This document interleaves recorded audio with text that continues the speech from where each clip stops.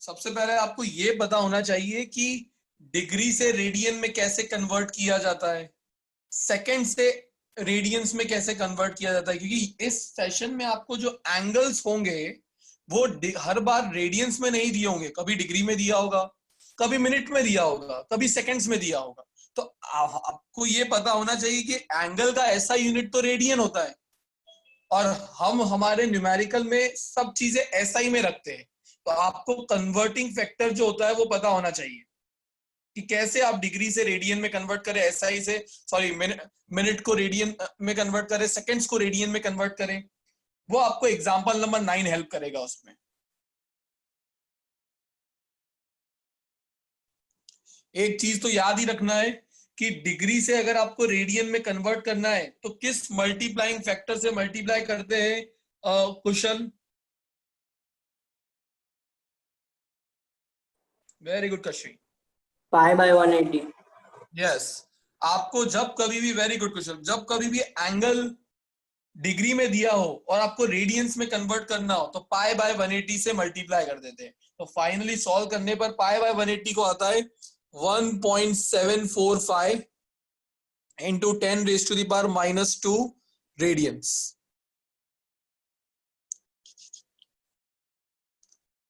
ये एक फैक्टर आपको याद रखना है, धीरे धीरे याद हो जाएगा, पर अभी हाल जहां पर आप न्यूमेरिकल करेंगे वहां पे लिख के रखिए तो आपको बार बार इधर उधर ना देखना पड़े। फिर आता है 1 मिनट, 1 मिनट के अंदर कितना रेडियन होता है। तो देखिए अब आपने ये पढ़ा था 1 डिग्री, 1 डिग्री के अंदर कितने मिनट, मुझे कौन हेल्प कर सकता है? दृष्टि कर सकती है हेल्प इसमें?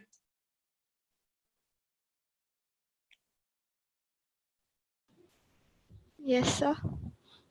दृष्टि को लग रहा है का मेरा नाम ले लिया। कोई नहीं दृष्टि, तो मैं ऐसा नहीं बोल रहा एकदम सही बता, मैं सिर्फ बोल रहा हूँ कि 1 डिग्री के अंदर कितना मिनट होता है वो नोट्स में देखा? 1/60। 1 डिग्री के अंदर मिनट वाइज होता है 60 मिनट्स। तो 1 मिनट में 1/60 होगा। हाँ, ये बोल सकती है 1 मिनट में कितना डिग्री हो सकता है। तो यहाँ पे 1 डिग्री के अंदर इतना मिनट है। सिर्फ आपको क्रॉस मल्टीप्लीकेशन ही करना होता है और आपका आ जाता है यूनिटरी मेथड। यूनिटरी मेथड से आप अपने सब में कन्वर्जन निकाल पाएंगे, इसलिए मैंने आपको एग्जांपल 9 पढ़ने के लिए दिया था।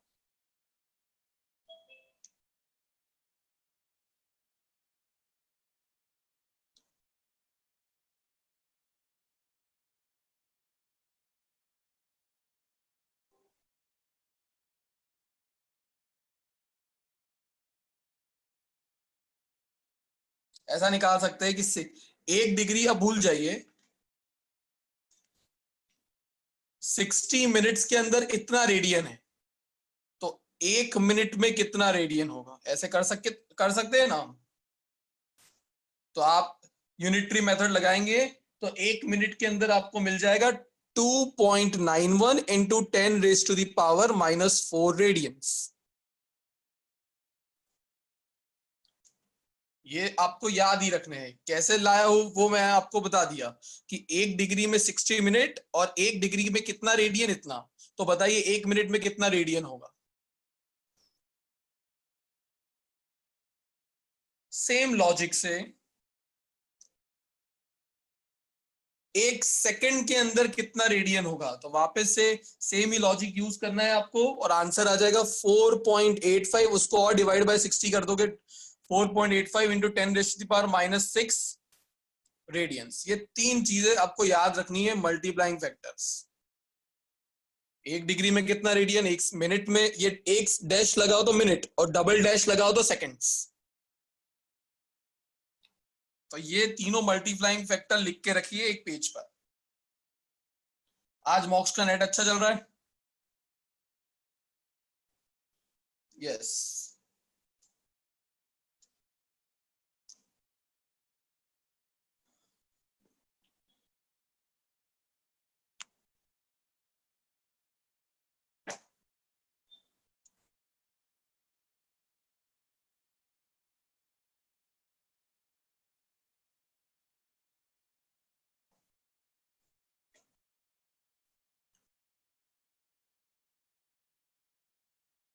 यस शनोफी।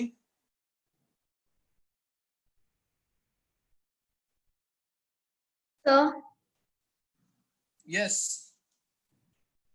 सर ये मिनट और सेकंड समझाओ ना। ठीक है।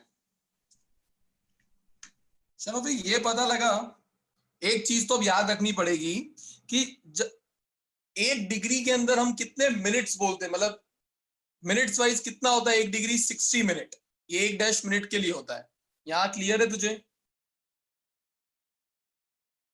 अभी म्यूट मत करना। सर पर ठीक है, उनका मतलब क्या होता है? मतलब एंगल्स हमेशा डिग्री में नहीं होते। एंगल्स कि देख, कोई भी चीज घूम रही है तो टाइम भी तो बीतता होगा।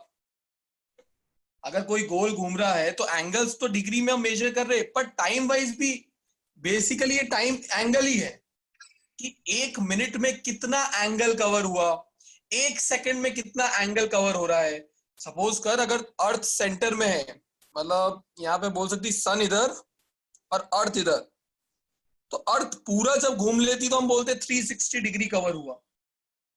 बट जब वो घूम रही है तो टाइम भी तो चल रहा होगा कि थोड़े टाइम में यहां पहुंच जाएगी, थोड़े टाइम में यहां पहुंच जाएगी, थोड़े टाइम में यहां पर। तो हमने क्या किया है कि कितने मिनट के अंदर वो कितना एंगल डिग्री में या कितना एंगल रेडियंस में कवर अप कर रही है, वो सब कन्वर्जन्स निकाल के रखे हुए हैं। अब हमने देखा कि जब 1 डिग्री कवर अप होता है तो उसमें टाइम कितना लगता है, 60 मिनट्स। और 1 डिग्री में रेडियन कितना होता है, 1.745 इंटू 10⁻⁻² रेडियन। तो हम ये देखना चाहते थे कि 1 मिनट में एंगल रेडियन वाइज कितना कवर अप हो रहा है। समझ में आया मैंने क्या कहा ये? Yes sir.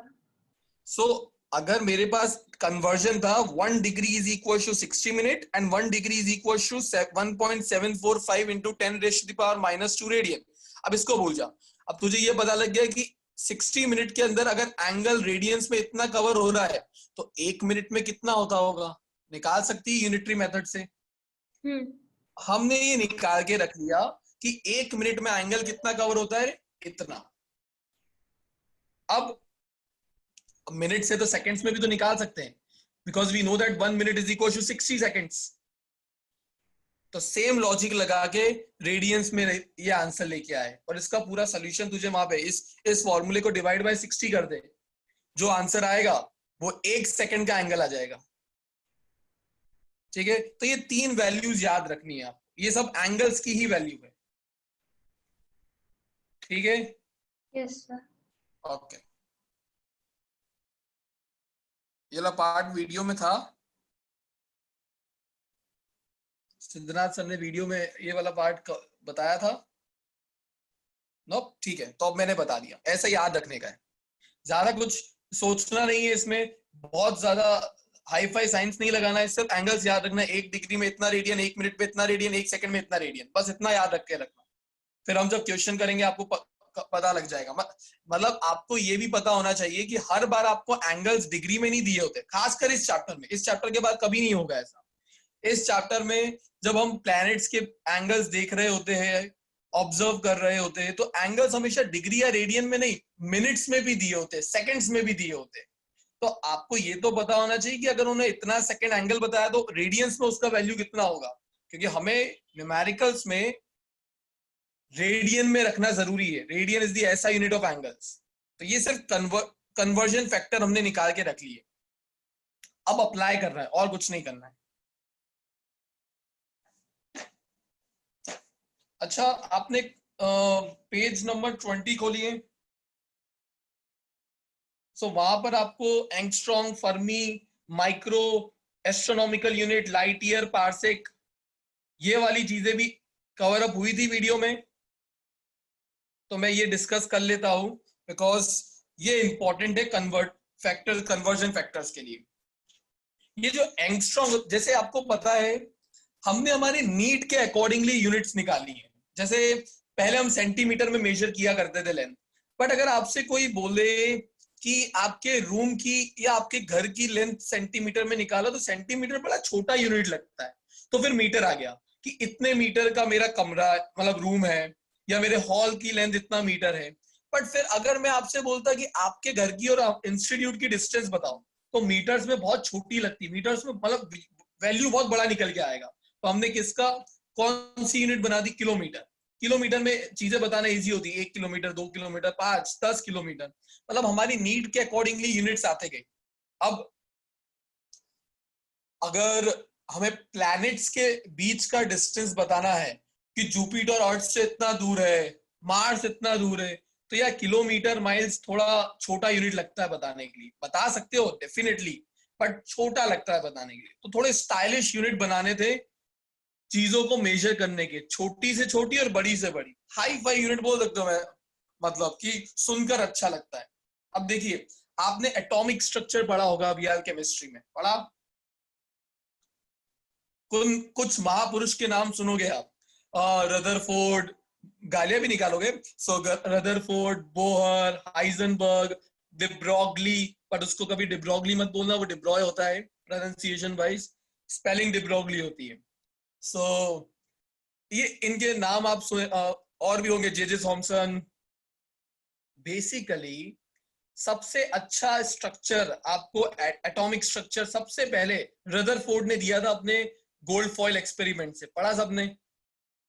वहां से हमें न्यूक्लियस के साइज का एस्टिमेशन लगा और एक एटम के साइज का एस्टिमेशन लगा था। 12th स्टैंडर्ड में फिजिक्स में पढ़ने वाले हो वापस से। तो अभी एक सिर्फ टिप दे रहा हूं, उस चैप्टर को अभी के लिए मत पढ़ना, वो आपको 12th में भी काम आने वाला है फिजिक्स में, मॉडर्न फिजिक्स में। कभी कभी हमको ऐसा लगता है यार अभी पढ़ के खत्म करो ना, अगली बार नहीं आएगा। सो उस चैप्टर में से वो सब आने वाला है 12th में। अब आपको पता है एटम दिखते भी नहीं है, इनविजिबल है यार, हमारे लिए नेकेड आई से तो हम नहीं देख सकते। सो इतने छोटे एटम्स और उनसे भी इतना छोटा न्यूक्लियस, अगर इनके डिस्टेंस में किलोमीटर में बताने जाऊंगा तो बेवकूफ नहीं लगूंगा क्या, या मीटर में बता, जो दिख ही नहीं रहा है। तो इसके लिए नया यूनिट बनाया गया, एंगस्ट्रॉम। केमिस्ट्री में बड़ा यूज करोगे आप कि जब 1 एंगस्ट्रॉम को आप मीटर में कन्वर्ट करोगे तो ये आएगा 10⁻⁻10 मीटर, मतलब इतना छोटा होता है। This is the size of nucleus, sorry atom. Atom इतना छोटा होता है। और आपको ये इमेजिन करवाया जाता है कि अगर क्रिकेट स्टेडियम आपका एटम है, तो उस स्टेडियम के पिच पे रखी हुई क्रिकेट बॉल वो आपका न्यूक्लियस होता है। मतलब पूरा एटम और न्यूक्लियस में इतना डिफरेंस है, मतलब पूरा स्टेडियम एक एटम और उस स्टेडियम के पिच पे रखी हुई क्रिकेट बॉल न्यूक्लियस इतना छोटा है। तो वो होता है एक्चुअली फर्मी स्केल, फर्मी या फेम्टो स्केल में चल जाता है, मतलब 10⁻⁻15। तो आप समझ सकते हो कितना छोटा है, 1,00,000 टाइम्स आपका न्यूक्लियस का साइज छोटा है एटम के साइज से। इसलिए रदरफोर्ड का कंक्लूजन पढ़ोगे आप, most of the atom is empty. ऐसा पढ़ा है ना, ऐसा तो नहीं है मैं ही बोल रहा हूँ कि क्या बोल रहे हो सर, अभी तो पढ़ा ही नहीं है एटॉमिक स्ट्रक्चर, ऐसा नहीं यार, आएगा। सो ये सब चीजें आप पढ़ोगे तो देखो, अब जब छोटी डिस्टेंस बतानी थी तो हमने नई स्केल बना दी, फर्मी। इसको फर्मी और फेम्टो दोनों बोलते हैं। ये एंगस्ट्रॉम होगा, वैसे ही नैनो आएगा, पीको आएगा। नैनो तो आपने सुना होगा, पर कार वाला नहीं डिस्टेंस, एक्चुअली कार का नाम उधर से इंस्पायर हुआ था। जब हम बोलते हैं नैनोमीटर, तो नैनो का मतलब होता है 10⁻⁻⁹। अब क्योंकि कार भी साइज वाइज छोटी थी, इतनी नहीं पर छोटी थी, इसलिए उसको नैनो रख दिया। ऐसा मैं तुक्का मारो, ऐसा कोई जरूरी नहीं है। पता लगा किसी ने रिसर्च मारा और सर आप गलत थे। तो नैनो आता है। फिर पीको भी सुनोगे आप, पीको मीटर। पीको का मतलब होता है 10⁻⁻12। तो ये केमिस्ट्री में भी आएगा और 12th में फिजिक्स में भी आएगा। तो ये कुछ फैक्टर्स है जो आपको पता होने चाहिए। So angstrom, I think angstrom, fermi आपको पता लग गया होगा। वैसे ही माइक्रो होता है। माइक्रो का मतलब होता है 10⁻⁻6 और रिप्रेजेंटेशन होता है ये म्यू, रिफ्रैक्टिव इंडेक्स वाला सिंबल। तो म्यू इज माइक्रोमीटर, और माइक्रोमीटर का मीटर में कन्वर्जन होता है 10⁻⁻6 मीटर। अब ऐसा सोच आपको लग सकता है सर इतने सारे कन्वर्जन याद कैसे रखे, तो कोई बात नहीं, वो यूज इतने करोगे कि हो जाएंगे। तो इसके लिए आपको एक्स्ट्रा एफर्ट्स नहीं मारने पड़ेंगे। जैसे अब मैं आपको बोल सकता हूँ डायमेंशन एनर्जी का याद कैसे रखे, अरे याद हो चुका होगा अगर आपने ढंग से 2.12 अच्छे से किया है। तो फोर्स का डायमेंशन याद कैसे रखे, तो याद हो जाता है। कुछ चीजें जो यूज टू हो जाए, आप यूज टू हो जाओगे उनके लिए, तो ये उनमें से एक है कन्वर्जन्स। और भी आएंगे, ये तो छोटे थे, बड़े में भी आएंगे। मेगा, जैसे आप गीगाबाइट पढ़ते हो, मेगाबाइट, गीगाबाइट, टेराबाइट, आपके कंप्यूटर की जो स्टोरेज होती है, तो वो सब भी आते हैं। जीबी, एमबी, तो उसको हम जब आएंगे तब पढ़ेंगे। अब एस्ट्रोनॉमिकल यूनिट कौन एक्सप्लेन करेगा? Raise hand. इजी इजी सी डेफिनेशन है, 1 एस्ट्रोनॉमिकल यूनिट, और ये याद होनी चाहिए।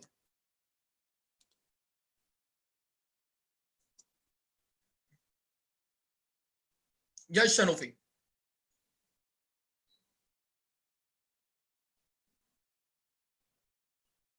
सर जो सन और अर्थ के बीच में एवरेज डिस्टेंस होता है ना, उसे एस्ट्रोनॉमिकल यूनिट कहते हैं। यस, मतलब हमने एक एवरेज डिस्टेंस निकाला सन और अर्थ के बीच का, और उसको नाम दे दिया 1 AU। तो 1 AU is nothing, it is nothing but it is the average distance between sun and earth. And Mrinal, उसका वैल्यू क्या होता है? 1.49 into 10 raised to 11। ठीक है, तो हम 1.49 को 1.5 लिख सकते हैं into 10 raise to power 11 metre. ये आपको वैल्यू याद रखना है। तो व्हाट इज 1 AU?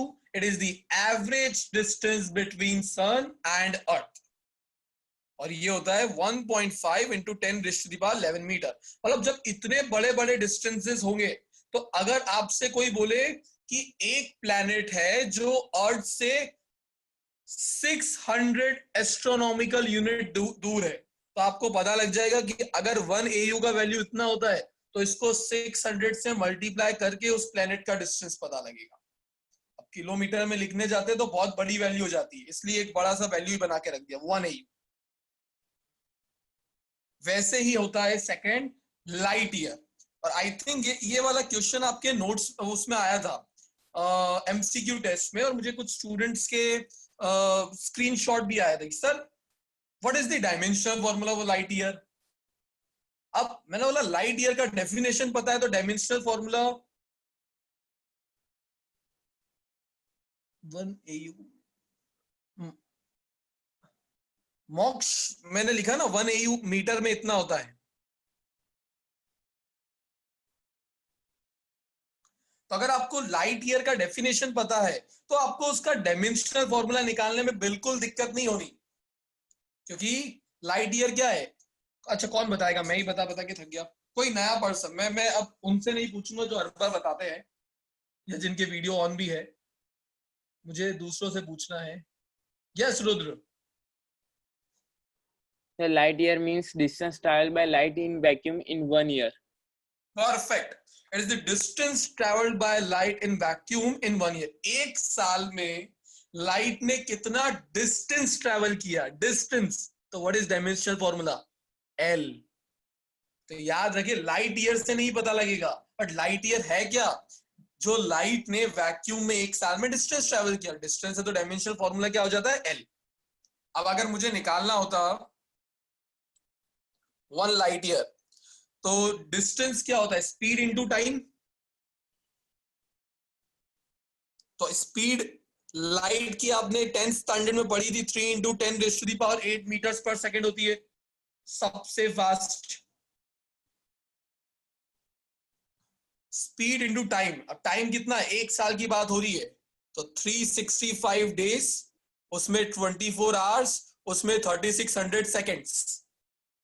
तो finally time into speed is distance, और इसको सॉल्व करोगे तो आ जाएगा 9.46 into 10 raise to the power 15।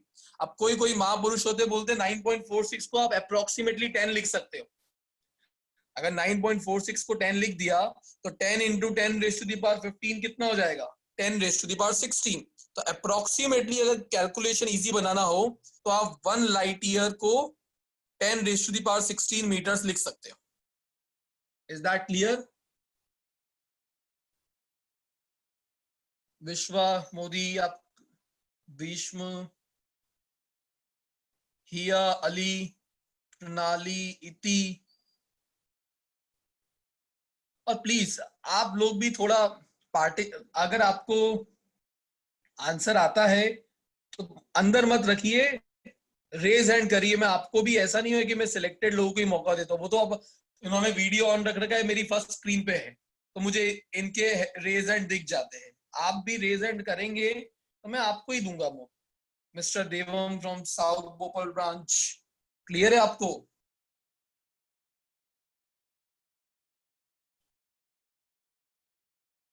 Yes, sir. Okay, good देवम।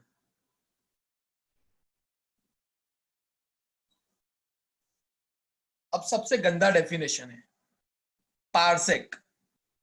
समझ में ही नहीं आया, याद करना भी टफ है, बट अब ऑप्शन नहीं है आपके पास, करना तो पड़ेगा, हर चीज अच्छी नहीं मिलेगी। सो कोई बता सकता है, समझा सकता है?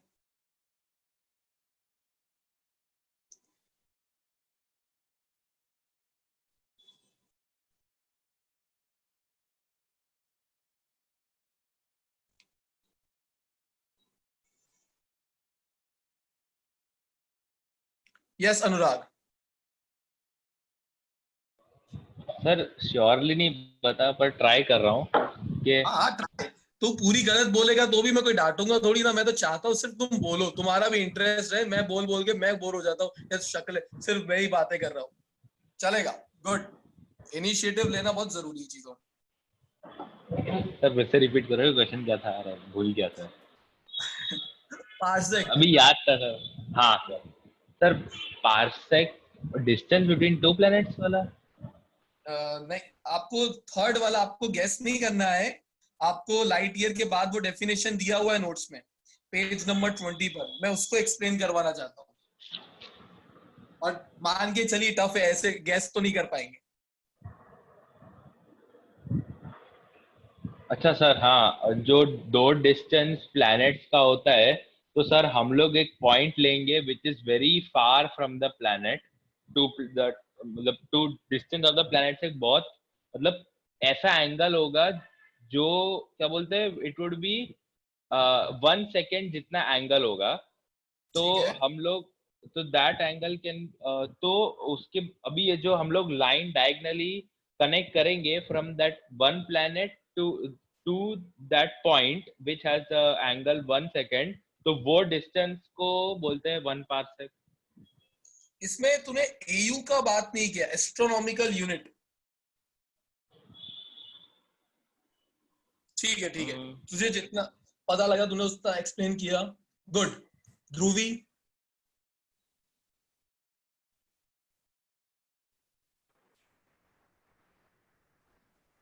Hello, sir.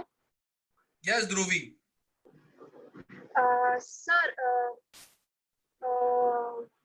parsec is a unit of length to measure the large distance to astronomical objects outside the solar system. ठीक है, देखो एक स्पेसिफिक डिस्टेंस को ही हम पार्सेक बोल सकते हैं, और अगर वो एक स्पेसिफिक डिस्टेंस है तो उसके लिए हमने कुछ स्पेसिफिक मेजरमेंट्स रखे हुए हैं कि जब वो फॉलो होंगे तभी हम डिस्टेंस को पार्सेक बोलेंगे। बट गुड अटेम्प्ट किया आपने। मुझे और भी इंटरेस्ट है पीछे से, Vidisha, Paldi branch. Parsec is the distance at which one astronomical unit subtends an angle of 1 second of an arc. Perfect perfect. देखिए एक इसमें दो काम होंगे, एक तो आपको डेफिनेशन भी समझना पड़ेगा, दूसरा इसको याद भी रखना पड़ेगा। अगर आप समझ भी जाएंगे और लिख नहीं पाए तो नंबर तो वैसे भी नहीं मिलना, तो इसके लिए आपको थोड़ी मेहनत करनी पड़ेगी याद करने की। देखिए इसको ऐसे इमेजिन करना, सपोज करो आप अभी इस पॉइंट पर हो, एक बेसिक एग्जांपल से दे रहा हूं, और आप यहां से डिस्टेंस ट्रेवल करते करते एक पॉइंट पे गए और तब रुक गए जब ये लेंथ कितना हो गया, 1 AU। मतलब ये ऑलरेडी प्लैनेट्स की पोजीशन होंगे, मैं आप जा नहीं सकते इतना दूर, बट यहां से जब आप यहां जाते हो तो ये डिस्टेंस कितना हो जाता है 1 AU। अब आप एक ऐसे पॉइंट की तलाश में हो जिस पॉइंट पर अगर आप इन दोनों पॉइंट से देखते, पहले आपने उसको यहां से देखा और फिर आपने उसी पॉइंट को यहां से देखा, सच दैट ये वाला एंगल कितना बने 1 सेकेंड। आई अगेन रिपीट कि जब आप यहां से यहां जाते हैं तो ये डिस्टेंस कितना हो जाए 1 एस्ट्रोनॉमिकल यूनिट, और जिस पॉइंट को आप ऑब्जर्व कर रहे हैं अगर वो पॉइंट इन दोनों पॉइंट के कंपैरिजन में 1 सेकेंड का एंगल बनाए तो ये जो डिस्टेंस होगा ना, इस डिस्टेंस को हम 1 पार्सेक कहेंगे। तो कोई भी डिस्टेंस 1 पार्सेक नहीं होगा, सिर्फ वो डिस्टेंस 1 पार्सेक होगा जिस पॉइंट का ऑब्जर्वेशन यहां से कितना एंगल बना रहा हो 1 सेकेंड, और ये डिस्टेंस कितना हो 1 AU। आप सभी को ये पता है theta is equal to arc upon radius होता है एंगल। तो ये है मेरा थीटा, ये है मेरा आर्क। तो आर्क कितना हो गया 1 AU, और रेडियस कितना है ये वाला पार्ट। इसको इसलिए मैं रेडियस बोल रहा हूं, इसको आपको ऐसे इमेजिन करना है, अगर एक सर्कल होता और आप इन दो पॉइंट्स की बात कर रहे होते तो ये वाली डिस्टेंस आपकी क्या होती रेडियस, ये वाला पार्ट क्या होता है आपका आर्क। तो हमेशा ये एंगल निकालने का फॉर्मूला आपका होता है theta is equal to arc upon radius. ये मैंने पिछले सेशन चैप्टर 4 में भी आई थिंक डिस्कस किया था आप सबके साथ, चैप्टर 4.5 में, यूनिफॉर्म सर्कुलर मोशन में। सो आर्क का वैल्यू कितना है 1 AU, रेडियस का वैल्यू कितना है यहाँ पे 1 पार्सेक, और एंगल का वैल्यू कितना है 1 सेकेंड। अगर मुझे 1 पार्सेक निकालना हो तो वो क्या होगा 1 AU बाय 1 सेकेंड। तो ये दोनों कंडीशन सेटिस्फाई करनी सबसे ज्यादा जरूरी है अगर आपको डिस्टेंस को 1 पार्सेक बोलना है। That is the distance at which the average radius of Earth's orbit around the sun would subtend an angle of 1 second। क्योंकि ये डिस्टेंस अर्थ ही कवर अप कर सकती है, आप नहीं कर सकते, क्योंकि अर्थ और सन के बीच का एवरेज डिस्टेंस 1 AU है। आप अर्थ के एक कोने से दूसरे कोने में भी चल जाएंगे तो डिस्टेंस 1 AU नहीं होने वाला है। अर्थ जब सन के अराउंड घूम रही होती है तो जब घूमते घूमते उसका डिस्टेंस ये 1 AU हो जाता है। इसको मेरे को इधर तो बताना टफ होगा, पर इस ट्रायंगल में ही समझिए कि बस आपको ये याद रखना है ये लेंथ ये डिस्टेंस 1 AU हो, ये एंगल 1 सेकेंड हो, तो ये जो डिस्टेंस होगा उसको हम 1 पार्सेक बोल देंगे। इसको समझना थोड़ा टफ पड़ता है शुरू में, बट अगेन सिर्फ डेफिनेशन है तो याद रखेंगे तो चल जाएगा। अब सेकेंड्स को रेडियन में कन्वर्जन क्या होता है 4.85 इंटू 10⁻⁻⁶ रेडियंस। तो यहां पर आएगा एंगल रेडियंस में, और 1 AU का वैल्यू कितना होता है 1.5 इंटू 10⁻11। जब ये रेशियो लेंगे तो पार्सेक का वैल्यू आपको मिलेगा 3.1 into 10⁻16 metre.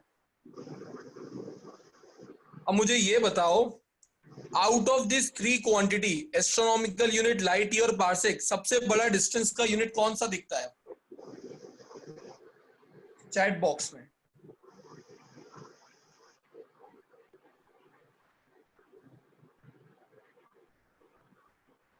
Yes Tanisha, very good. Parsec तीनों में से, अभी कभी आपको ये बोला जाता है कि इन तीनों में से बताओ डिस्टेंस का सबसे बड़ा यूनिट कौन सा है। तो आप देख लो पावर, इसकी पावर 11 है, इसकी पावर तो अप्रोक्सीमेट होके 16 हो रही है, एक्चुअल तो 15 थी, बट इसका तो 16 के आगे भी 3.1 आ रहा है। तो ये सबसे बड़ा यूनिट होगा डिस्टेंस का, उससे छोटा यूनिट होगा लाइट ईयर, और उससे छोटा यूनिट होगा AU। लाइट ईयर्स को कभी कभी आप किसी जगह पर देखोगे जब 2 पर्सन जिनका लेवल अलग अलग होता है, जैसे अगर मैं आपसे बोलूं आप और मैं और मुकेश अंबानी, डिफरेंस है बहुत लेवल में, वो आज 6th रिचेस्ट पर्सन बन चुका है पूरे वर्ल्ड में। तो अगर लेवल वाइज कोई पर्सन बहुत आगे हो तो बोला जाता है he is light years away from that person, मतलब उसका औहदा, उसकी रिस्पेक्ट, उसका पोजीशन इस पर्सन के रिस्पेक्ट में बहुत ज्यादा है, बहुत ज्यादा मतलब लाइट ईयर्स अवे, क्योंकि बहुत बड़ा यूनिट होता है। कभी कभी इस तरीके से आप सेंटेंसेस देखेंगे कहीं पर।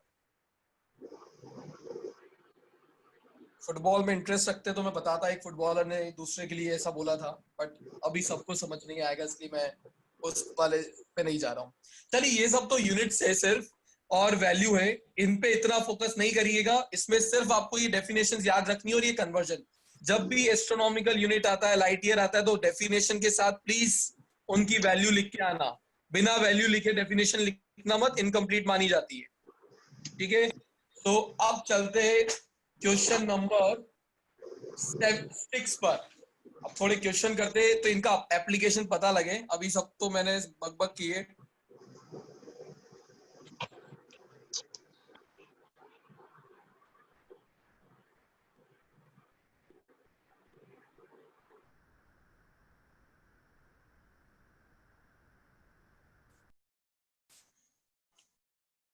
अच्छा, क्वेश्चन नंबर 5 पढ़ के आंसर दे सकते हो ना?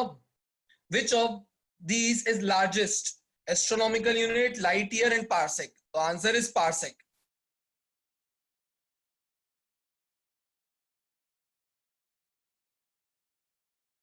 कशिश मैं बताता हूं, उसके लिए मुझे अलग से तू व्हाट्सएप या मैसेज करना, मैं तुझे इसमें एक्सप्लेन कर दूंगा।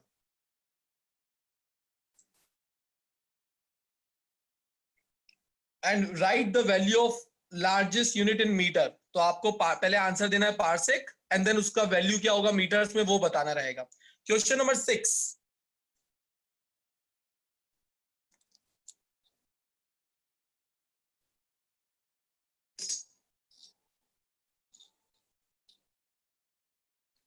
Convert 1 parsec into light year. अब सबसे पहले पार्सेक को अगर लाइट ईयर में कन्वर्ट करना है तो पहले पार्सेक का वैल्यू लिखो, वो क्या है 3.1 इंटू 10⁻16 मीटर, और लाइट ईयर का वैल्यू क्या है 9.46 इंटू 10⁻15 मीटर। डिवाइड कर दो 1 parsec bye 1 light year.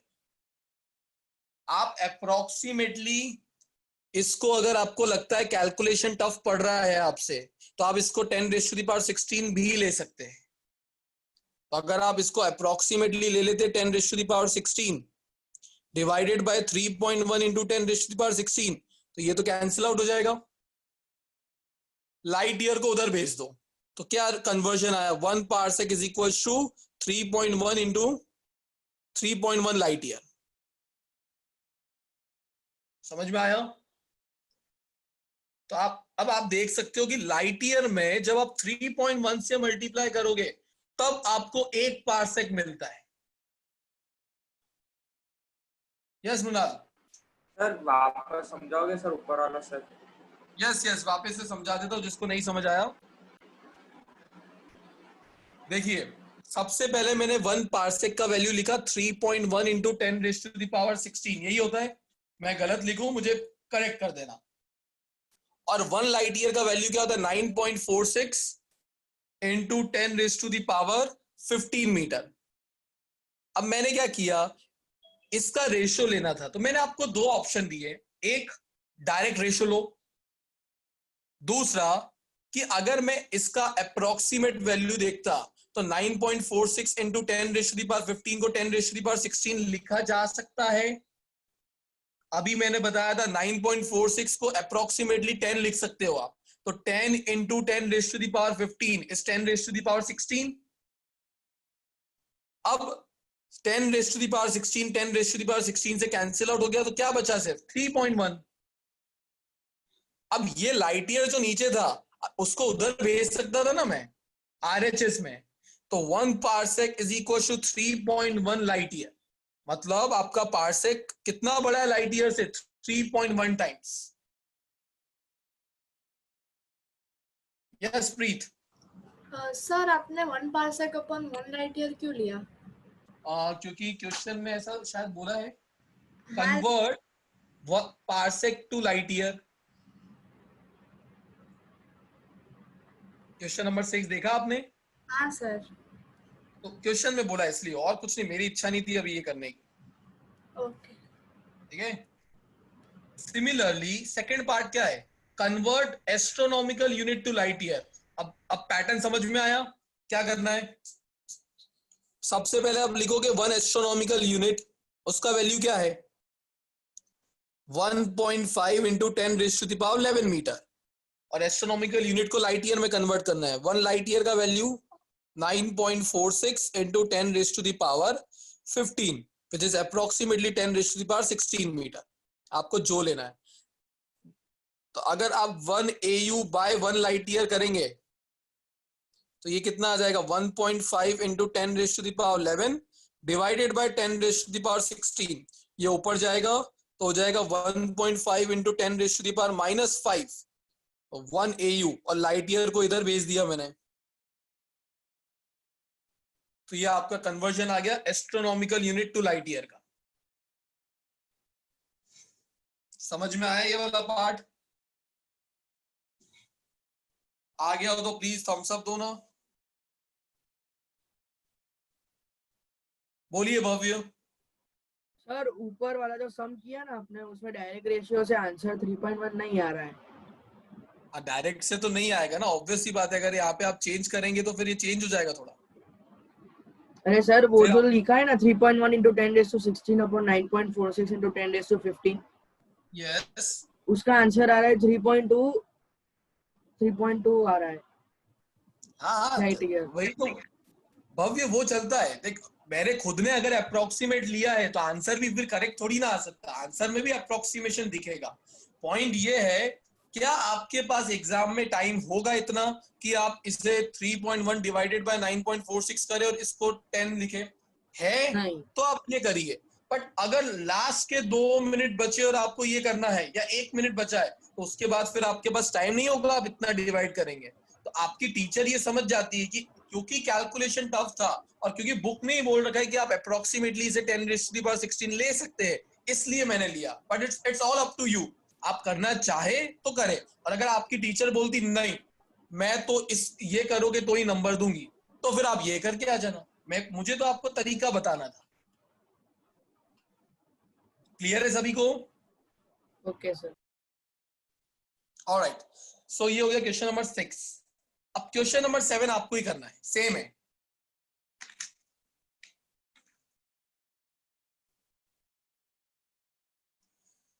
Question number 7 में पहले बोला है express the average distance of the earth from the सन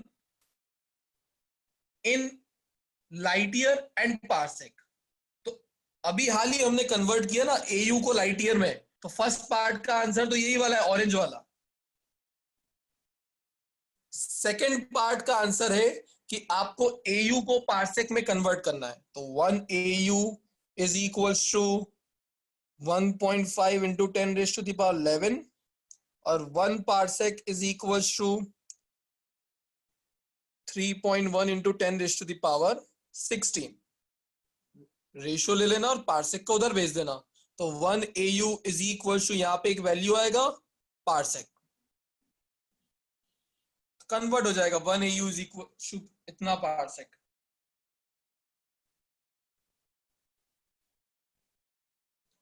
निकाल के देखिए आंसर मैच कर रहा है नोट से। Sir yes Mrinal. Sir 1.5 upon 3.1 है, 3.1 को अप्रोक्स 3 कंसीडर कर सकता है ना, तो डायरेक्ट 1.5 यस कर सकते हैं क्योंकि फिर अपने पास ऑप्शन नहीं है तो डायरेक्ट 0.5 आंसर आ जाता है। Okay sir. अब उधर 0.5 आएगा आंसर और क्योंकि तूने अप्रोक्सीमेट कंसीडर किया है, और अगर एग्जैक्ट लेता तो 4.85 आता। अभी 5 आएगा उनका 4.8, तो इतना चल जाएगा अगर आप कर रहे हैं तो। आपको टेस्ट आपको मैंने मैसेज डाल दिया है, अगला आपका 2.123 का ही MCQ टेस्ट होगा।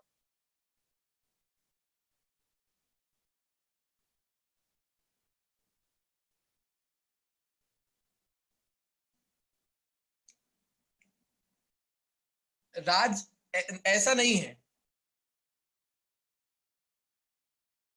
पैरेलैक्स और पार्सेक अलग है, उसको मैं बात बताता हूं। अभी बताने लगूंगा तो चीजें छूट जाएगी। पार्सेक एक डिस्टेंस होता है और पैरेलैक्स एक एंगल होता है, दोनों में डिफरेंस है। पैरालिटिक एंगल बोलते हैं उसे, और पैरेलैक्स एक मेथड है, और पार्सेक तो सिर्फ एक डिस्टेंस का हमने यूनिट बनाया हुआ है कि बहुत बड़ी डिस्टेंस होगी तो हम उसको पार्सेक के टर्म्स में भी लिख सकते हैं। Parsec is nothing but distance. Parallax एक पूरा का पूरा मेथड है to find out the distance between two planets और angular linear diameter of any planet.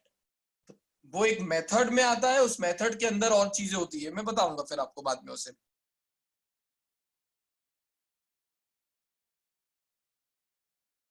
कितना आ रहा है कशिश आंसर?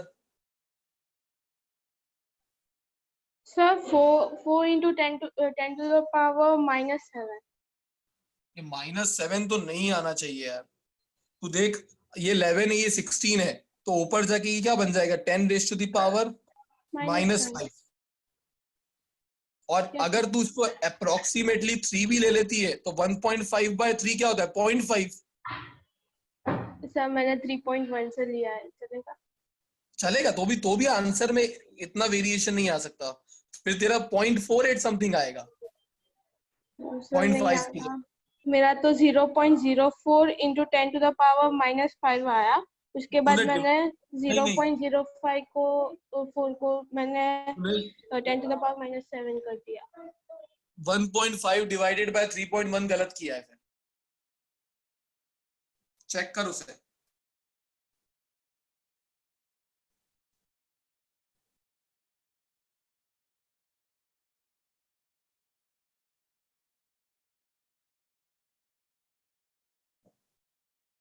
ठीक है, गुड। चलिए अब क्वेश्चन नंबर 8 करते हैं, ये भी इजी है। Give approximate ratio of 1 astronomical unit and 1 light year. ये तो इजी सा हो गया। 1 एस्ट्रोनॉमिकल यूनिट और 1 लाइट ईयर का अप्रोक्सीमेट रेशियो लेना है। ये होता है 1.5 into 10⁻11 और लाइट ईयर कितना होता है? 9.46 into 10⁻615। अगर अप्रोक्सीमेशन पे जाएंगे तो 1.5 into 10⁻11 और ये हो जाएगा 10⁻16। तो आंसर कितना आ जाएगा? 1.5 into 10⁻⁻5।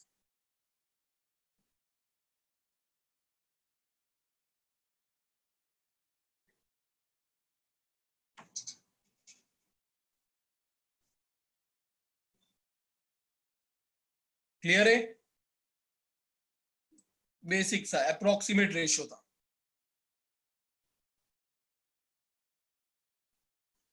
Question number 9।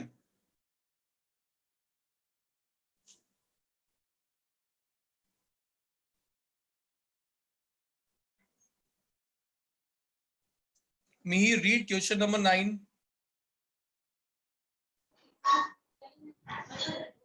The radius of an atom is of the order of 1 angstrom, and the radius of a nucleus is of the order of Fermi. How many magnitude higher is the volume of atom compared to the volume of nucleus? Okay Mir, कुछ help करना चाहेगा? क्या करें इसमें? हम क्या दिया है क्वेश्चन में? सर एक सेकेंड।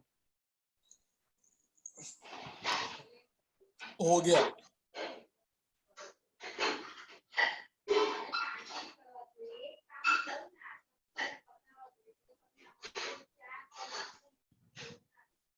सर मैग्नीट्यूड फाइंड करना है। किसका? किससे ज्यादा? और क्या दिया? थोड़ा क्वेश्चन को एलेबोरेट कर।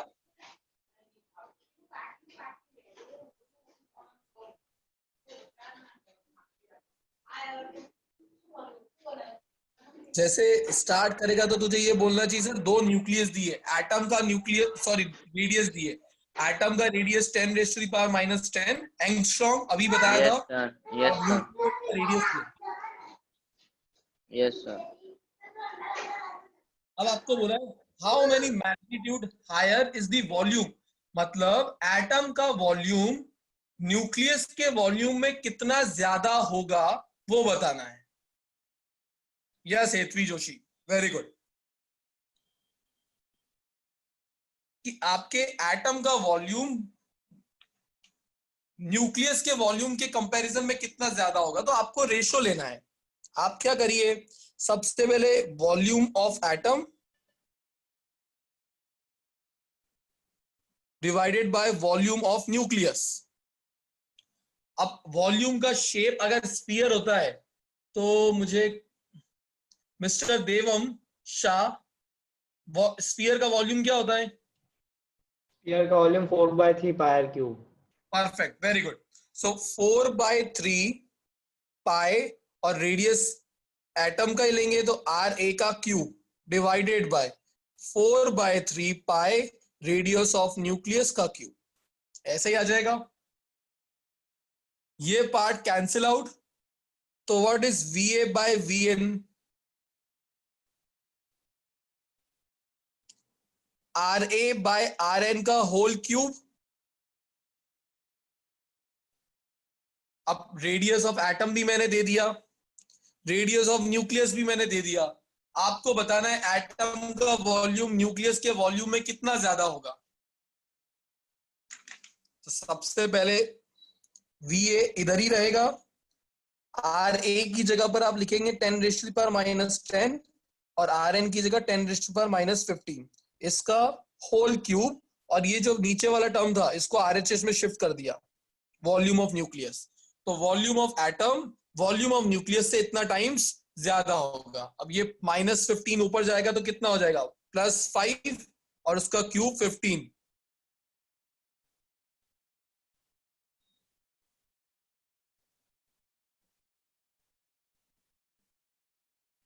समझ में आया ये वाला पार्ट? किसी को डाउट है तो पूछ सकते हो। तो एटम का वॉल्यूम न्यूक्लियस के वॉल्यूम में 10⁻15 टाइम्स ज्यादा रहेगा। इजी।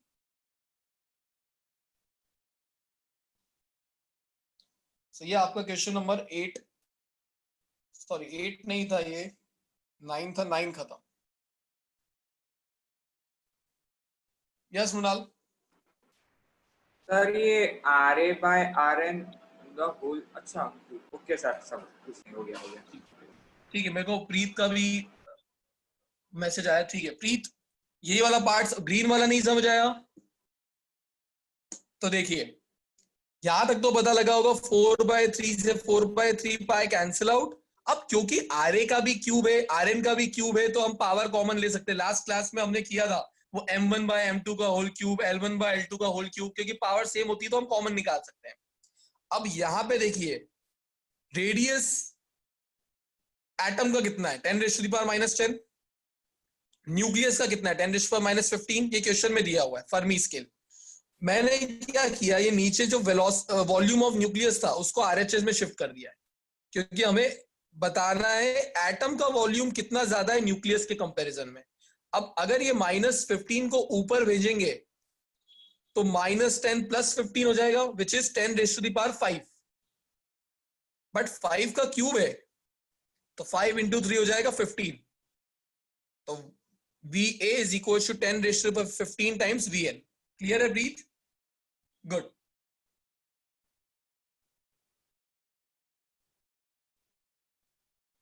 वेदांत को क्लियर है अब?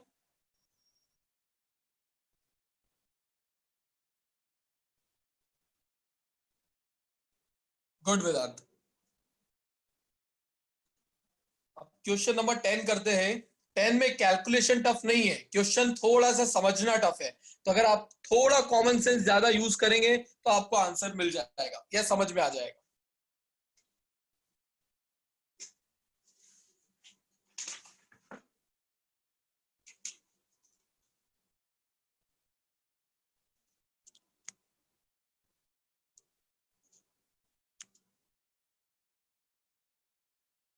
डायग्राम आप सभी को दिया है, क्वेश्चन आपको दिया है, खुद पढ़ो 2-3 बार और समझने का ट्राई करो, फिर मैं आता हूं।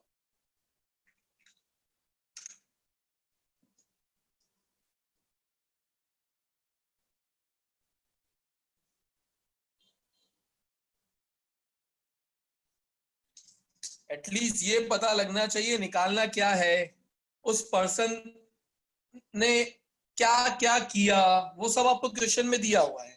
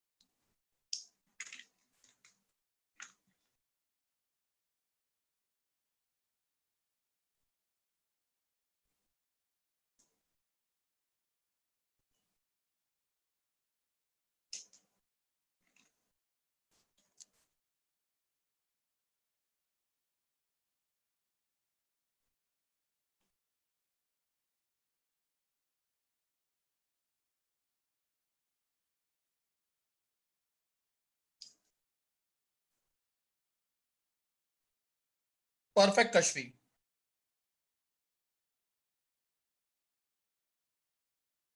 यस हेतवी।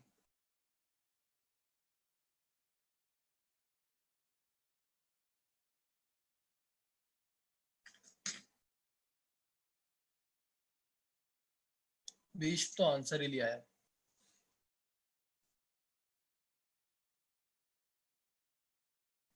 मुझे कोई क्वेश्चन समझा सकता है? आंसर नहीं, क्या निकालना है वो नहीं, क्वेश्चन क्या है, वो पर्सन की ऑब्जर्वेशन क्या है। यस विश्वा। Sir, what I understood, I am telling that only. Yes yes yes, वही बताना है। मेरा दिमाग वाली चीज तो कैसे बताएगी? हाँ सर, ए जो एक पर्सन ए पे है वो एक्चुअली सी ऑब्जेक्ट वो ओ ऑब्जेक्ट देख रहा है, पर वो सी ऑब्जेक्ट उसकी देख रहा है, ठीक है। अब मैं और इसमें थोड़ा सा चेंजेस करता हूँ। ये ब्लैक वाला जो है ना एसी डिस्टेंस, ये टॉवर है।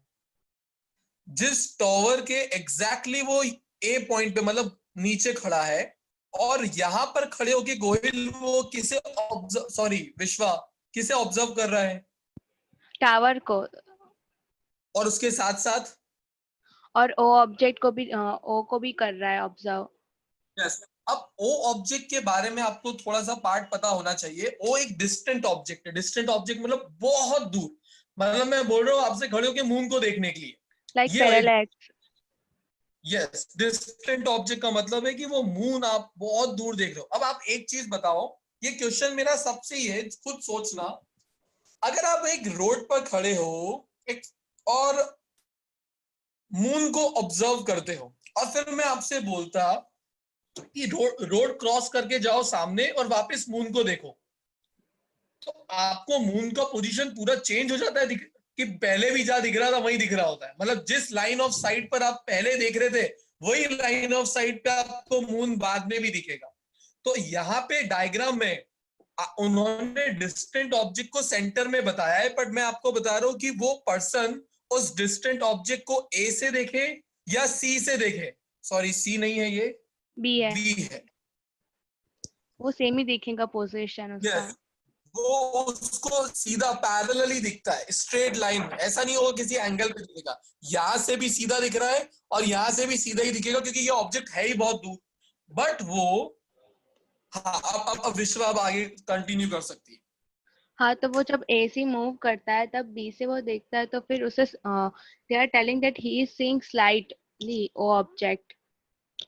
यस यस, तो देखिए, परफेक्ट विश्व। मैं इसको यहां से ले लेता हूं कि जब एक ऑब्जेक्ट, वो पर्सन ए से टॉवर की हाइट को देखता है, तो आप देखिए इस वक्त टॉवर की हाइट एसी और वो डिस्टेंट ऑब्जेक्ट ओ, क्या पैरेलल दिख रहे हैं उसे? मतलब दोनों लाइन के बीच में 0 डिग्री का एंगल बन रहा है, AC and AO. Yes. But अब क्या हुआ, वो 100 मीटर का डिस्टेंस ट्रेवल करके यहां पर चला गया और वापस से ऑब्जर्व करने लगा डिस्टेंट ऑब्जेक्ट एंड टॉवर की हाइट को। अब डेफिनेटली टॉवर इतना बड़ा नहीं है, तो जब वो 100 मीटर दूर जाके टॉवर को देखता है, तो अब उसे टॉवर का जो टॉप है वो एक एंगल पे दिखता है। Yes, sir. So they are asking that what is the distance, means what is the original position of A? नहीं, original position, what is the height of the Distance tower? C और A का distance कितना है, height कितनी हाँ, है? मतलब tower की हाइट क्या है। तो अब देखिए, जब वो ए से टॉवर की टॉप को देख रहा था, तो एसी ने एओ के साथ 0 डिग्री का एंगल बनाया है। पर अब जब वो बी पर आके इसको देखता है, सी पॉइंट को, तो अभी भी डिस्टेंट ऑब्जेक्ट तो सीधा ही दिख रहा है, बट टॉवर की हाइट एक एंगल पे दिख रही है। तो यहां पे उसने देखा क्या एंगल बन रहा है, 40 डिग्री का। Is that clear? Yes, sir. अब ऑल्टरनेट इंटीरियर एंगल से ये भी 40 हो जाएगा। Yes, sir. तो देखिए, एक ट्रायंगल मिला, in triangle A B C. अगर मैं tan 40 का फॉर्मूला लगाऊंगा, तो एंगल के सामने वाला डिस्टेंस होता है परपेंडिकुलर, ये हो जाता है बेस और ये होता है हाइपोटेनियस। तो tan 40 का फॉर्मूला क्या आएगा, A B divided by A C, और हमें निकालना था ए सी, तो A C is equal to A B divided by tan 40। अब ए बी क्वेश्चन में दिया है 100 और tan 40 का वैल्यू भी क्वेश्चन में दिया है। 0.8391. यस, तो ये आंसर सॉल्व करोगे तो 119 मीटर या अप्रोक्सीमेटली आगे पीछे प्लस माइनस 1-2 हो सकता है। ये आगे आपका हाइट ऑफ टॉवर, एक इनडायरेक्ट मेथड जिससे हाइट निकाल ली उसने। Mrinal, Okay, sir. Thank you. विश्वा,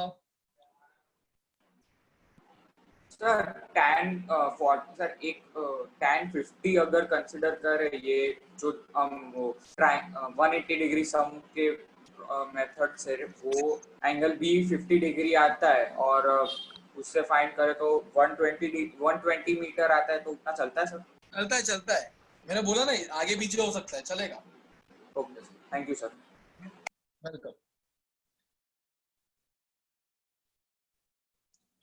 किसी को देखो, कैलकुलेशन आपको दिख रहा है टफ नहीं है, पॉइंट था क्वेश्चन को समझना कि वो एक रेफरेंस एंगल, देखो उसने डिस्टेंट ऑब्जेक्ट को रेफरेंस मान रखा है। अगर distant object as a reference है तो अभी टॉवर की हाइट और हमारे इस रेफरेंस लाइन में 0 डिग्री का एंगल बनता है। बट जब वो सी पर जाता है तो हमारी रेफरेंस लाइन जो डिस्टेंट ऑब्जेक्ट था उसके साथ टॉवर के हाइट ने, मतलब पॉइंट सी ने कितना एंगल बनाया, 40 डिग्री का। तो ये जो 40 डिग्री का एंगल है वो डिस्टेंट ऑब्जेक्ट के कंपैरिजन में वो देख रहा है। यस मीर,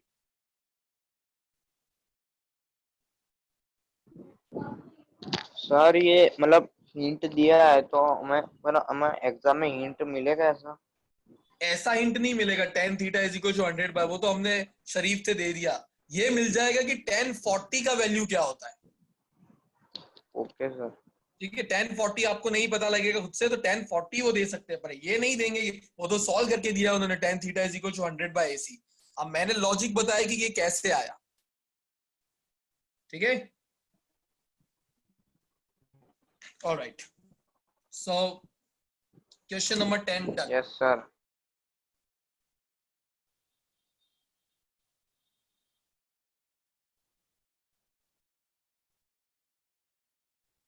अब हमको करना है क्वेश्चन नंबर 11, बट उसको करने से पहले आपको पैरेलैक्स वाला पार्ट पता होना चाहिए। अब वो तीनों क्वेश्चन पैरेलैक्स वाले पे बेस्ड होने वाले, तो मैं पहले वो आपके साथ डिस्कस करूंगा, फिर हम आगे करते हैं।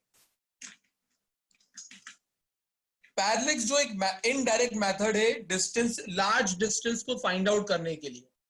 अब आपने फर्स्ट, उसमें 2 तरीके होते हैं, 2 अलग अलग चीज को फाइंड करने के लिए। मैं फर्स्ट वाला पार्ट डिस्कस कर रहा हूं। अगर आप एक अर्थ से एक प्लैनेट तक का डिस्टेंस फाइंड आउट करना चाहते हैं तो तरीका क्या होगा? सबसे पहले आप अर्थ का एक पॉइंट कंसीडर कीजिए और उस पॉइंट से उस प्लैनेट को देखना स्टार्ट कीजिए। ये हमारा वो प्लैनेट और ये अर्थ के ऊपर एक पॉइंट ए। हमारा जो डिवाइस होता है एंगल मेजर करने के लिए वो अच्छा होता है। मैं सिर्फ आपको प्रिंसिपल बता रहा हूं कि सबसे पहले आप अर्थ के एक पॉइंट से प्लैनेट को ऑब्जर्व करेंगे।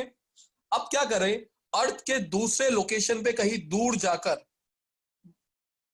वापस से उस प्लैनेट को ऑब्जर्व करें। तो प्लैनेट पे यहां पे एक एंगल बनेगा, सबटेंड हो रहा होगा। उस एंगल को क्या बोलते हैं मुझे बताओ आप चैट बॉक्स में लिख के। ये एंगल का नाम क्या दिया गया है? ये जो एंगल प्लेनेट पर बन रहा है जब हम अर्थ के 2 पॉइंट से उसको देखते हैं जाकर। वेरी गुड मृणाल, दृष्टि कुशल। एग्जैक्टली एंगल का नाम बताइए, प्रोसेस है पैरेलैक्टिक एंगल। आप पेज नंबर 19 पर जाके देखेंगे तो बीच में आपको दिखेगा पैरेलैक्टिक एंगल। वेरी गुड विधि,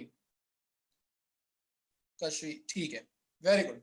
सो इस एंगल को बोला जाता है पैरेलैक्टिक एंगल। अब देखिए, अगर आप अर्थ के एक लोकेशन से दूसरे लोकेशन पर गए हैं तो डेफिनेटली ये डिस्टेंस तो पता होगा आपको, आप मेजर कर सकते हैं क्योंकि खुद ही गए हैं। इसको हम बोलते हैं बेसिस, सिर्फ नाम दिया है बेसिस। अगर आपको थीटा पता है, आपको ये बी पता है, आपने ये दोनों चीजें मेजर कर ली है, तो क्या ये डिस्टेंस मेजर किया जा सकता है? आज ये हमने फॉर्मूला पढ़ा, theta is equal to arc upon radius. तो उस केस में theta is equal to R क्या है, बी बाय डी।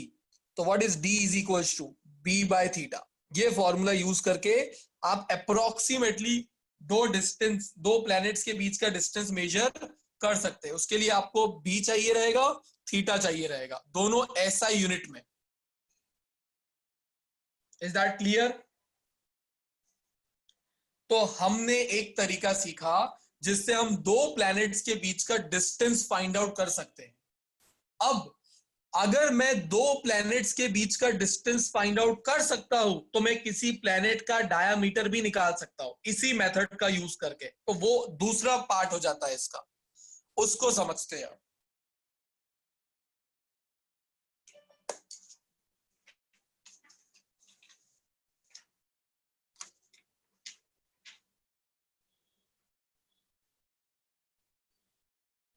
देखिए ये वाला पार्ट,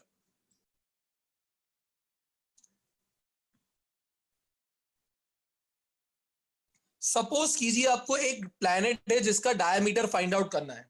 इस डायमीटर को हम बोलेंगे लीनियर डायमीटर। अब ये लीनियर डायमीटर को मैंने रिप्रेजेंट किया है स्मॉल डी से। आप कुछ भी कर सकते हैं बट मैंने स्मॉल डी से रिप्रेजेंट किया है, ये भूल जाइए क्या। अब इसमें अगर आपको ये मेजर करना है कि ये प्लैनेट का लीनियर डायमीटर कितना होगा, तो तरीका क्या होगा, आप अर्थ से पहले इस प्लैनेट के ए पॉइंट को देखेंगे और फिर सेम उसी पॉइंट से डायमेट्रिकली अपोजिट पॉइंट को देखेंगे। तो यहां पे अर्थ पे आपकी आंखों पर जिस डिवाइस से आप देख रहे हैं वहां पे कुछ एंगल सबटेंड हो रहा होगा, ये एंगल आप मेजर कर सकते हैं। सिमिलरली अभी ये जो डिस्टेंस है, ये वाला डिस्टेंस क्या होगा, डिस्टेंस बिटवीन टू प्लैनेट्स, ये प्लैनेट और अर्थ, वो अभी निकालना हमने सीखा, ये वाला डिस्टेंस। तो अगर आपको ये डी मिल जाए, ये थीटा मिल जाए, तो अगेन आप ये लीनियर डायमीटर निकाल सकते हैं। Theta is equal to arc upon radius से small d by capital D. तो what is small d is equal to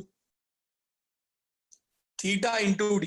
clear है ये वाला फॉर्मूला? मतलब सेम ही फॉर्मूला यूज किया। एक बार हमने डिस्टेंस को फाइंड करने में दो प्लैनेट्स के बीच का, और एक बार लीनियर डायमीटर को फाइंड करने में। अब ये वाला एंगल का नाम क्या होता है वो आपको मुझे बताना है। इस एंगल को क्या बोला जाता है सृष्टि? Yes sir. ये वाला एंगल क्या होता है? मतलब जैसे ये जो प्लेनेट पे एंगल बन रहा था इसको हमने पैरालिटिक एंगल नाम दिया था। ये जो हमारे अर्थ पे हमारे डिवाइस हमारी आंखों पे बन रहा होगा, ये वाला भी एंगल कुछ नाम दिया गया है नोट्स में, बता सकते हो? सर आइडिया नहीं है। कोई बात नहीं। मिस्टर मोक्ष, वेरी गुड। ब्रुनाल, बोलिए मोक्ष। Sir, can you explain the diagram again? Which one? Black one or blue? क्या pink one? Purple वाला sir. अरे पर्पल तो मेरा गया किधर है? अरे सर वही जो आपके वो पेज में था वही। पर्पल दिख रहा है यार, मैंने पर्पल यूज नहीं किया है कहीं पर। सर ये कौन सा कलर है? पिंक, पिंक कलर सर उसके ऊपर ऊपर ये पिंक है। ओके कोई बात नहीं, कोई बात नहीं। सो ये वही वाला डायग्राम है जो मैं यहाँ पे समझा रहा था ग्रीन वाले में। कि ये वाला पता लगा था तुझे? नहीं। ठीक है। अर्थ के एक लोकेशन चूज कर जिस पे तू घूमने जाना चाहता है। उस पॉइंट से प्लेनेट का ऑब्जर्वेशन किया जाता है, जिस प्लेनेट का डिस्टेंस निकालना है। अब अर्थ के किसी कोने पर दूसरे बहुत दूर जाकर हम वापस से उस प्लेनेट को देखते हैं, तो उस प्लेनेट पे यहाँ पे कुछ तो एंगल बनता होगा। इस एंगल को बोला जाता है पैरालिटिक एंगल। अब अगर अर्थ के एक कोने से दूसरे कोने पर गए हैं तो हमें ये वाला डिस्टेंस भी पता होगा, हम मेजर कर सकते हैं। तो अगर मुझे थीटा मिल जाए, बी मिल जाए, तो क्या डी निकाल सकता हूँ इस फॉर्मूले की हेल्प से? Yes sir. बस यही मैंने बताया, हमको डी निकालने का तरीका मिल गया। सर इसका कुछ डेरिवेशन तो नहीं है ना? नहीं, यही डेरिवेशन और कुछ नहीं। बस आपको नोट्स में थोड़ी स्टेप्स बढ़ा के दिए उतनी स्टेप्स अगर आपको 2 नंबर में आ जाता है तो वो ये एंगल को क्या बोलते हैं, ये डिस्टेंस को क्या बोलते हैं, वो सब उन्होंने लिख के दिया है, तो वो नोट्स में से मिल जाएगा, बट बाकी ये सेल्फ सफिशिएंट है। Okay, thank you sir. अब इस एंगल को बोला गया है एंगुलर या पैरेललिटिक एंगल, और यहाँ पे जो एंगल बनता है इसको बोलते हैं एंगुलर डायामीटर। सृष्टि याद रखना, लीनियर डायमीटर के करस्पॉन्डिंग जो एंगल बनता है, दिस इज लीनियर डायमीटर। जैसे चैप्टर नंबर 4 में पढ़ा था, linear velocity angular velocity, linear displacement angular displacement, linear acceleration angular वैसे लीनियर डायमीटर के करस्पॉन्डिंग जो एंगल बनता है उसको बोलते हैं एंगुलर डायमीटर। ठीक है, तो दिस इज एंगुलर, क्योंकि क्वेश्चन में अगर वर्ड दिया जाए एंगुलर डायमीटर तो आपको पता होना चाहिए किस एंगल की बात हो रही है, ये वाले की ये वाले। दिस इज पैरेललिटिक एंगल, ये प्लेनेट पर बन रहा होता है, और ये एंगुलर डायमीटर आपके इंस्ट्रूमेंट पे बन रहा होता है जिससे आप देख रहे होते हो। ठीक है, चलिए अब मैंने आपको दोनों मेथड बता दिए, तो अब हम करेंगे क्वेश्चन सॉल्व। यस भव्य। सर क्वेश्चन 11 एक बार दिखाओ ना। क्वेश्चन नंबर 11 तो हमने किया ही नहीं है अभी तक। अरे वो वाला क्वेश्चन, ये तो मैंने मॉर्निंग बैच में करवाया था, अभी करवाया नहीं है मैंने, अब करवा रहा हूं मैं। अरे भव्य ऐसा तो मत कर यार। 10th क्वेश्चन ही डन हुआ है हमारा, अभी तो मैंने वो सिर्फ पेज मिल गया था इसलिए टाइम बचाने के लिए उनको समझाया था, तो मैंने यूज कर लिया। चलिए क्वेश्चन नंबर 11 करते हैं अब।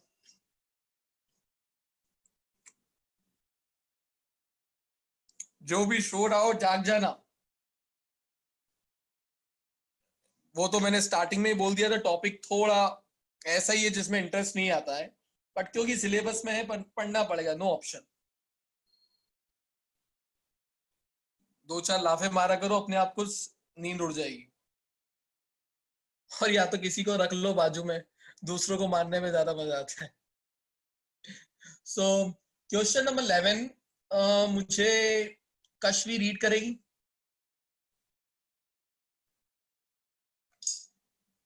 Yes, sir. The angular diameter of the sun is 1920 seconds. If the distance of the sun from the earth is 1.5 into 10 raised to 11 meters, what is the linear diameter of the sun? देखिए, ये सन, ये अर्थ जो सन के around घूम रही है solar system में। अब आपको बोला है कि जब हम सन को ऑब्जर्व करते हैं यहां से, तो अर्थ पे कितना एंगल बन रहा है। ये एंगल दिया है 19 डबल डैश मतलब सेकेंड्स। अर्थ और सन के बीच का एवरेज डिस्टेंस हमें पता है, वो कितना होता है 1 AU। तो अगर ये डिस्टेंस पता है, ये एंगल पता है, तो लीनियर डायमीटर ऑफ सन निकल सकता है। अभी हमने डायग्राम बनाया था, तो फॉर्मूला क्या हो जाएगा, theta is equal to linear diameter, अगर मैं इसको नाम दे दूं AB, तो AB बाय दिस 1 AU। हमें निकालना है AB, तो वो कितना हो जाएगा थीटा इंटू AU। अब एंगल कितना दिया है 1920 सेकेंड्स, पर एंगल्स को सेकंड में नहीं रखा जा सकता, हमको तो रेडियन में कन्वर्ट करना पड़ेगा। तो मैंने कन्वर्जन फैक्टर दिया था कि 1 सेकंड के अंदर अगर 4.85 into 10 raise to the power -4 radians है, तो 1920 सेकेंड्स में कितना होगा, मल्टीप्लाई करके निकाल लेंगे। 4.85 into 10 raise to the power -4 4 नहीं -6। तो जब आपने इसको इससे मल्टीप्लाई किया तो एंगल आपको कन्वर्ट होके मिल गया रेडियंस में, इनटू एस्ट्रोनॉमिकल यूनिट का वैल्यू क्या होता है 1.5 into 10 raise to the power 11। तो अब इस पूरे टर्म को मल्टीप्लाई कीजिए, आपको AB सन का लीनियर डायमीटर मिल जाएगा। Is that clear?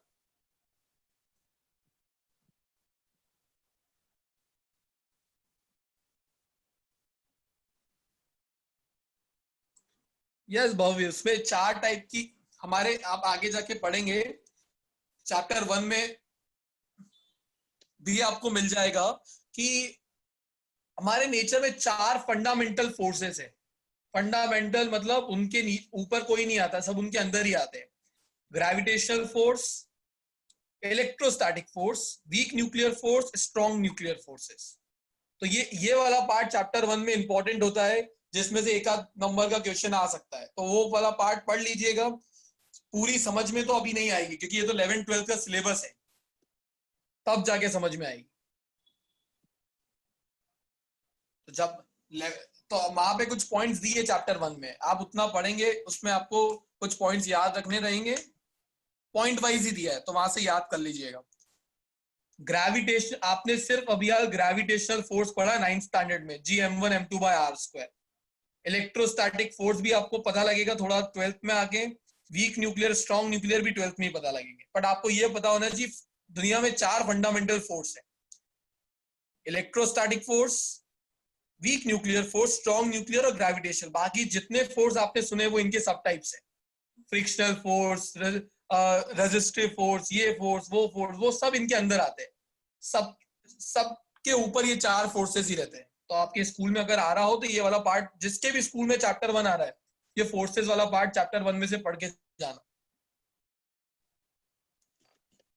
इसका आंसर मिल गया। मल्टीप्लाई अब आपको करना पड़ेगा, सब चीजें मैं नहीं करके, मैंने बोला था आपको थोड़ा करके खुद मल्टीप्लाई करोगे तो जागते रहोगे। शरोफी का हो गया।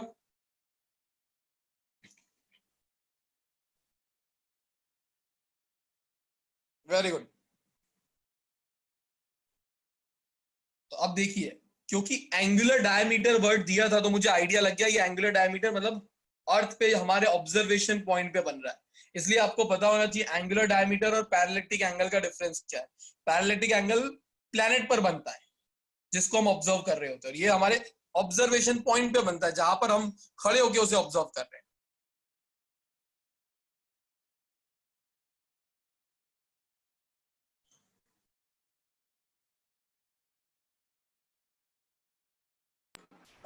सर ये theta is equal to L by R वाली इक्वेशन सर आई कैसे? ये एक्चुअली डिराइव होती है, बट उसका डेरिवेशन हमारे इसमें नहीं, मैथ्स में सिर्फ बता दिया जाता है theta is equal to arc upon radius. Physics में हमको बता देते हैं, पर इसका एक डेरिवेशन सा होता है, कैसे ये आता है वेक्टर वेक्टर वाले फॉर्मूले से। बट अभी आज क्योंकि सिलेबस में नहीं है तो फॉर्मूला याद रखना है। Okay sir. किसी को आंसर लाने में कोई दिक्कत है तो बता देना, मैं आपको बोलूंगा खुद से कर लो। देखो इसके बाद तो क्या बताऊंगा, जितना बता सकता था बता दिया, अब कैलकुलेशन ही करना है। चलिए अब सभी को क्वेश्चन नंबर 12 करना है, सेम क्वेश्चन है, बट कन्वर्जन फैक्टर पता होना चाहिए। अब पहले तो इजी सा था कि सन और अर्थ के बीच का डिस्टेंस आपको मीटर्स में दे दिया था तो कन्वर्ट नहीं करना पड़ा। इस बार कितना है 824.7 मिलियन किलोमीटर। अब मिलियन कमाना चाहते हो तो पता होना चाहिए जीरो कितने लगते हैं। डेफिनेटली कमाना तो सर चाहते हैं हम, अब जीरो लगाए बिना कैसे पता लगेगा। वेरी गुड वेदांत, वेरी गुड। मिलियन का मतलब होता है 6 जीरो, तो मिलियन के लिए 6 जीरो, बट किलोमीटर को मीटर में कन्वर्ट करने के लिए 3 जीरो और लगाने पड़ेंगे, 10⁻³ तो फाइनल डिस्टेंस जो मिलेगा आपको वो होगा 824.7 इंटू 10⁻৯ मीटर्स। ये वो डिस्टेंस आपको क्वेश्चन में दे दिया है। एंगल का वैल्यू, एंगुलर डायमीटर आपको दिया है 35.72 सेकेंड्स, तो उसको 35.72 इंटू 4.85 इंटू 10⁻⁻6 करोगे तो ये आंसर आ जाएगा रेडियंस में। ये डिस्टेंस पता है, ये एंगल पता है, तो लीनियर डायमीटर निकल सकता है। चलिए निकालिए, डाउट हो तो पूछिए, अदरवाइज निकालिए।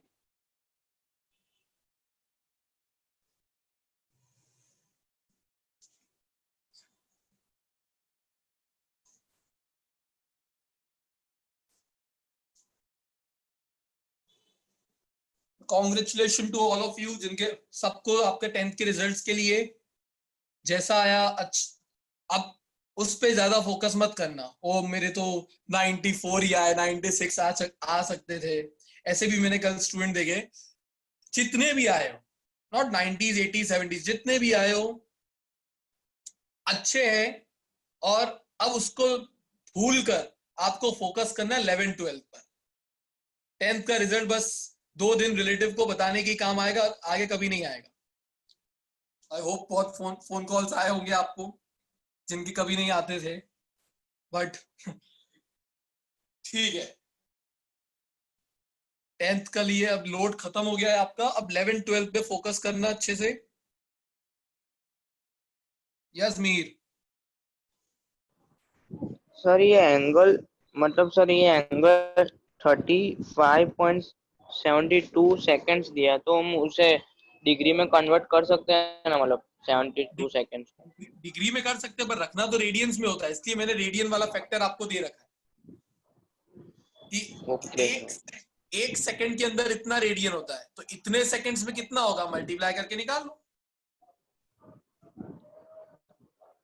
ठीक है, सर, इसलिए मैंने बोला वो फैक्टर्स याद रखिएगा। आंसर किलोमीटर में दिया है, आपका आंसर मीटर में आएगा, तो अगर आप मीटर में लेके आएंगे तो 10⁸ बच रहा होगा। होता है, ऐसा होता है मृणाल। हर किसी के कॉल आते हैं,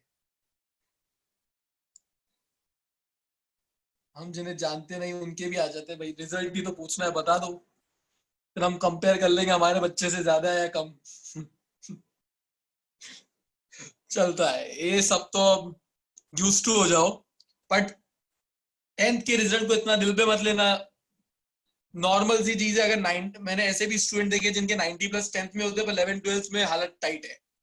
ऐसे भी देखे जिनके 70+ है 10th में, बट 11-12 में वो सीख गए कि मुझे क्या करना है और जोरदार रिजल्ट ला रहे हैं। तो आपका 10th का रिजल्ट पे डिपेंड नहीं करता आपका 11-12 कैसा जाएगा। जो हैबिट्स डेवलप करनी अभी से, वो ही आपका डिपेंड करता है कि आप आगे कैसे पढ़ने वाले। तो 10th को दिमाग से निकाल देना कि मैंने 10th में जोरदार स्कोर किया है तो 11th में भी हो जाएगा बिना पढ़े। 10th में लास्ट 2 महीने में पढ़ के स्कोर किया जा सकता है, 11th में नहीं, 12th में नहीं।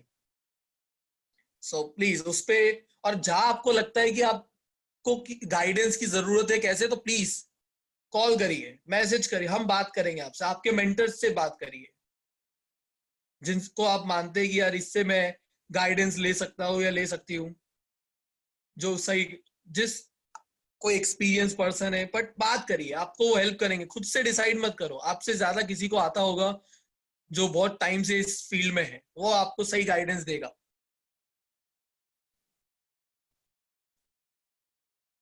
चलिए आंसर आ गया, अभी तक क्लियर है तो प्लीज थम्स अप दीजिए, तो मुझे आइडिया लग जाए कि आप यहीं पर बैठे हैं।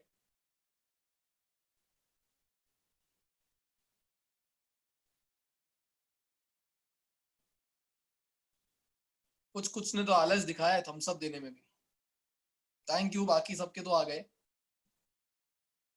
सो ये आपको थोड़ा प्रैक्टिस करना रहेगा घर पर, बट मोस्ट प्रोबेबली जो मैंने स्कूल में देखा है सिस्टम, जब आपका पूरा फाइनल एग्जाम में चैप्टर 2 आ रहा होता है, पैरेलैक्स की थ्योरी आने के चांसेस ज्यादा होता है as compare to numerical, because calculation tough होता है। बट दैट डजंट मीन कि आएगा नहीं, आ कुछ भी सकता है। ऑलमोस्ट ये साल हमारा हो सकता है ऑनलाइन पे निकल जाए, स्कूल्स खुलने की कोई चांसेस मुझे नहीं दिखते। तो प्लीज स्कूल के टीचर से भी कांटेक्ट में रहिए, वो आपको ज्यादा बता पाएंगे कि क्या आपको करना चाहिए क्या नहीं, क्योंकि स्कूल ही पेपर बनाता है 11th में, वो ऐसे क्वेश्चन भी पूछ सकता है जिसका कोई वैल्यू ना हो, तो आप आर्ग्यू नहीं कर सकते। तो मैं वो सब चीजें तो बता दूंगा जो आती ही है इंपॉर्टेंट, बट स्कूल की टीचर से भी थोड़ा सा बात करते रहिएगा और बना के रखना, बहुत काम आएगा, एटलीस्ट इन 11th स्टैंडर्ड। बिल्कुल पंगे मत लेना, थोड़ा अच्छे रिजल्ट नहीं निकलते बात की, फिर आंखों में नहीं आना होता है 11th में कि ये बच्चे मतलब गलत चीज के चक्कर में आप आंखों में आ गए, इससे तो मेरे को बदला लेना है, ऐसा नहीं होना चाहिए टीचर के साथ। पैटर्न पता लग गया क्वेश्चन सॉल्व करने का। अब देखिए क्वेश्चन नंबर 13 में आपको दे रहा हूं, ये आपको सर्च मारना है, सोचना है क्या करना है इस क्वेश्चन में, थोड़ा सर्च करिए। अभी तक जो हमने किया वही करना है, कोई नया चीज नहीं होगी, बस आपको करना है। हाँ ये है कि आंसर जो सेकंड पार्ट का है वो चेंज कर लो ना, 2.46 सेकेंड्स जो आंसर दिया है एंगल का, सेकेंड्स में लाए हैं आंसर, वो सेकेंड्स का आंसर 1.52 होगा। क्वेश्चन नंबर 13 के सेकंड पार्ट में आंसर जो आपको एंगल निकालना है और सेकंड्स में निकाल के दिया है, सेकंड्स में उसका आंसर 1.52 आता है। So, अब ये आपको करना है, सॉल्व करिएगा तो थोड़ा बहुत और सीख लोगे। सेम ही चीज करनी है, मैं करवा दूंगा तो बस यही है कि कॉपी पेस्ट। तो ये आपके लिए मैंने छोड़ा है, करिएगा। मिलते हैं नेक्स्ट टाइम। आपका ट्यूसडे को टेस्ट है 45 मिनट्स का, तब तक हम 2.4 का वीडियो आपको भेज देंगे, वीडियो देखकर आना सो दैट हम 2.4 के क्वेश्चंस करें एरर्स के। ठीक है, ऑलराइट एवरीवन, बाय बाय।